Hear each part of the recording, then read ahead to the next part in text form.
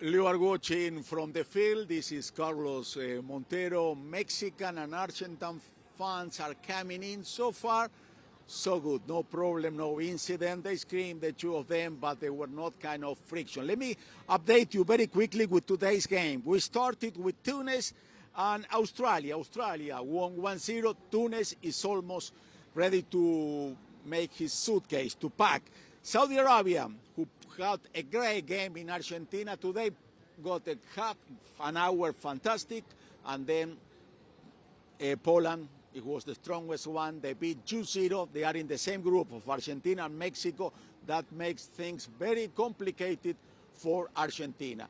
I was telling that Tunis almost didn't make it to the third games, and Qatar, the home team in the second match, they knew they couldn't make it to the rounds of the 16. So that what's happened. It took them 12 years to build those stadiums, to build malls, the subways, the airport, but in only 2 games, the home team is out of the tournament.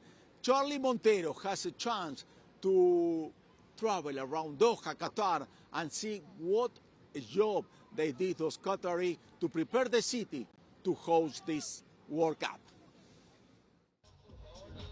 The eyes of the world are on Qatar, a country located on the Arabian Peninsula that shares an 87-kilometer land border with Saudi Arabia. It has a population of 3 million, but only 1/3 of them are native to Qatar. Life is Qatar. Life in Qatar is fantastic. You have the good life for the family, for the friends, for the all fans of the FIFA, and for all people are basically welcome to Qatar. The culture is something beautiful. Arriving to a country with Islam as official religion, some people are surprised with the preconception that Qatari culture is considered extremely conservative. You don't blame them because we are not exposed and not open to the around globally and the media, or sometimes you will not find us in the news. And if you find if it is in the news, it is not the right perspective about the Arab and Qatarian culture. I don't blame them, but when they come, they will know the true story. We know how we are. Qatar has been governed by the Al Thani family since the mid-19th century and refused to join the Federation of the United Arab Emirates when it became independent in 1971 after 55 years of British protectorate. The current king, Tamim bin Hamad Al Thani, is seen by many as a modernizer. Qatar, of course, good country. Qatar is number one. Sheikh Tamim is number one. Wallahi, number one. This country has mild winters and extremely hot summers, where the geography is practically a desert, but that hasn't made its residents arid. I have absolutely no complaints. I mean, it's not just for the camera, but I just love to be in Qatar. Like, I've got so many opportunities in Qatar that I didn't get from home. So I love Qatar. People are friendly, and let's hope the football fans are as well. Having people from different parts of the world, coming from all over the world to Qatar. We are a very welcoming nation, and I hope that they will have a very good time here in Qatar. Long before Doha was this great city, for several centuries, its economic engine was the search for pearls. In the 1920s, its trade collapsed with the cultivation of pearls in countries like Japan.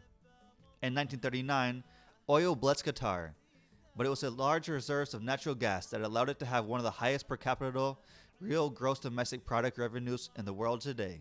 And it's welcoming everybody from every religion, country, as long as we respect, it's a Muslim country, so we must respect it. Qatar's sporting tradition is centered around camel and horse racing, and also hunting prey with trained birds. Soccer was inherited from immigrants in the energy sector.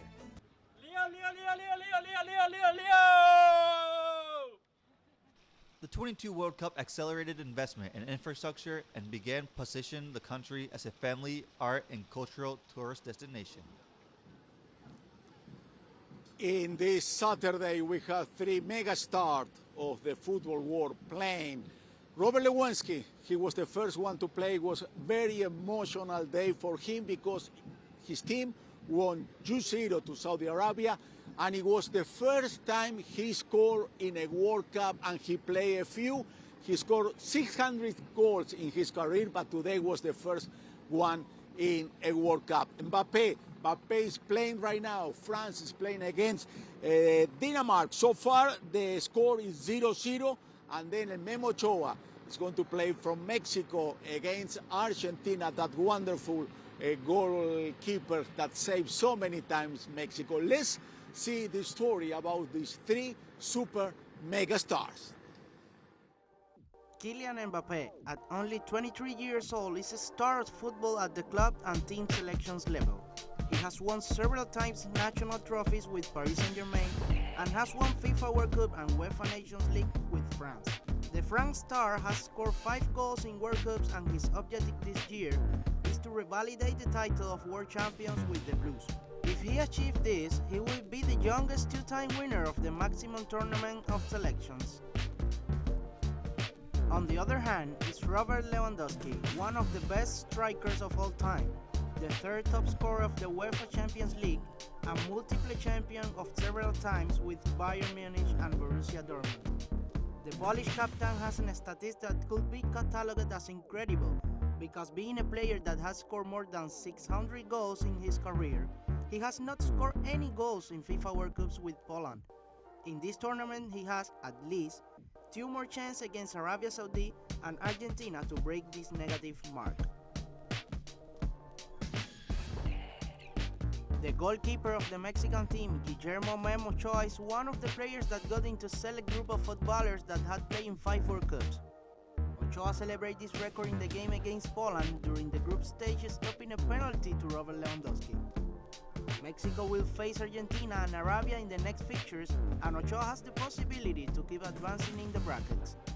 It has passed 16 years since his debut, and he is still at the maximum level to wear the national jersey. He can be called a legend of the FIFA World Cup already. I want to welcome 3K TV. They are watching us in Zimbabwe. They are taking our show. Thank you very much. And our show is half an hour, but 24 hours a day. We are on social media.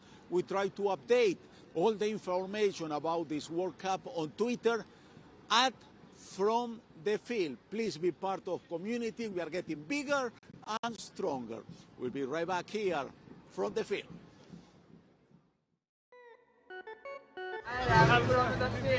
Let's go Japan! I love from the field.